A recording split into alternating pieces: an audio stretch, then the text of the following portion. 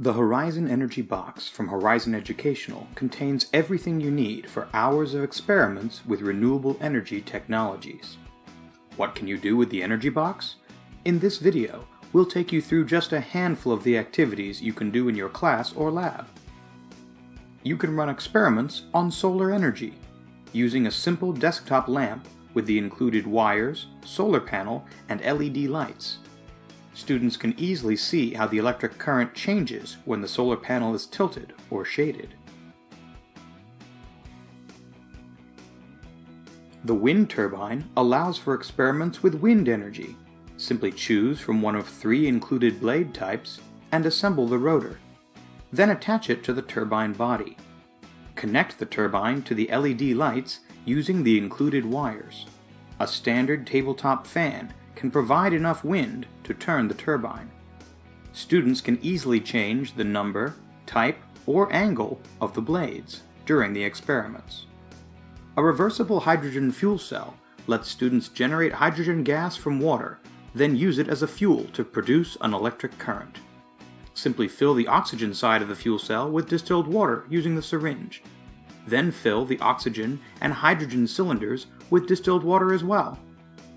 Connect the fuel cell and cylinders with lengths of tubing, and connect the fuel cell to the battery pack. Then watch as hydrogen and oxygen gas begin filling the cylinders. When you've got enough gas, disconnect the battery and connect the fuel cells to the fan motor to generate electricity. If you don't want to use the battery pack, the reversible fuel cell can also make hydrogen using the solar panel or wind turbine. Use the renewable energy monitor to get real-time data from any energy source by connecting it to your circuit. Solar, wind, or any other generator will provide energy output that you can visualize with our Energy Monitor software by using the included USB cable. Students can explore bioenergy with the ethanol fuel cell. Just fill the cylinder with 10% ethanol solution and use tubing to attach it to the fuel cell. Connect a small length of tubing for exhaust and you're ready to generate electricity by connecting the fuel cell to the fan motor. The included pH paper allows students to determine the acidity of the fuel cell's exhaust. The saltwater fuel cell creates electrical energy with a small amount of salt water. Measure out your desired concentration and inject the water into the cell using the syringe. The magnesium anode easily snaps into place. Then connect the wires to the fan motor and you'll start generating electricity right away. The thermoelectric generator needs only hot and cold water to generate an electric current. Pour hot water into the side with the black wire contact and cold water into the red wire side. Students can measure the temperature of each side with the included thermometers. The bigger the temperature difference, the more current it creates.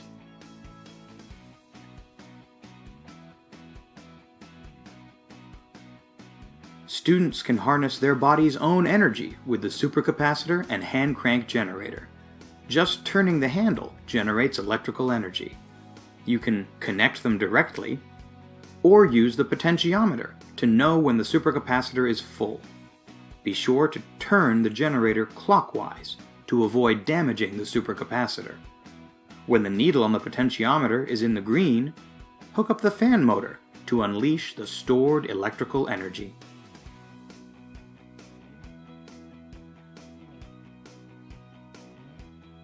The smaller micro fuel cell works in one direction, using hydrogen from a hydrostick cartridge instead of from splitting water.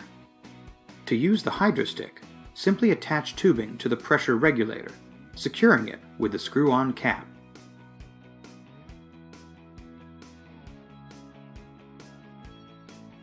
Then use the plastic clamp to clamp the tubing. After that, screw the regulator onto the top of the hydrostick and you're ready to go. Attach the other end of the tubing to the micro fuel cell.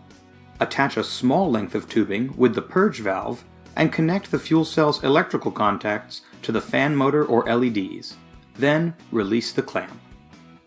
You may need to press the purge valve if the fan does not immediately start turning. The hydrostick will provide enough power to keep the fan, LEDs, or other small electrical device running for hours. Your students can examine many different renewable energy technologies at once with the electric mobility assembly. The car body is designed to allow different components to attach securely while providing power. For example, a simple clamp allows the hydrostick to mount onto the rear of the car. Connecting the micro fuel cell and hydrostick with tubing as before, the micro fuel cell can then be attached to the middle of the chassis. This configuration can now be used to power the car instead of the fan or LEDs. Just make sure the car doesn't fall off the lab table.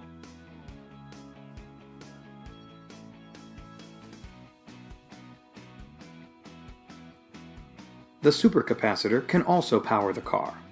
Charge the supercapacitor with the hand crank generator, as before. Secure the supercapacitor to the middle of the car chassis and connect it to the motor, then watch it go.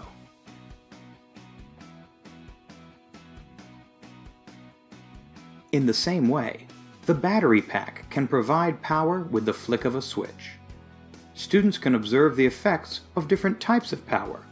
Which type makes the car run faster or longer?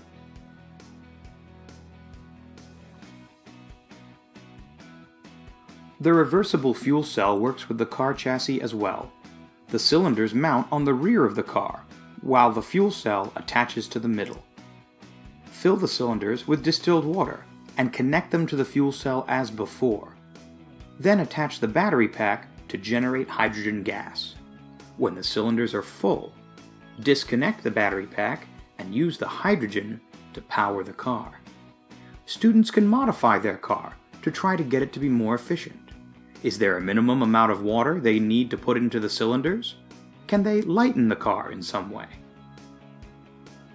Compare the hydrogen fuel cell to the salt water fuel cell, which can also power the car.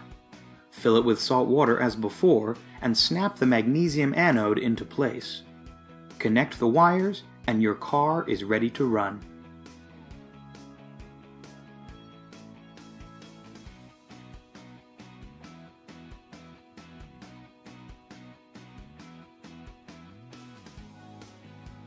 Lastly, you can also use the solar panel to power your car. Place the solar panel on the included mount and connect it to the motor to start the car.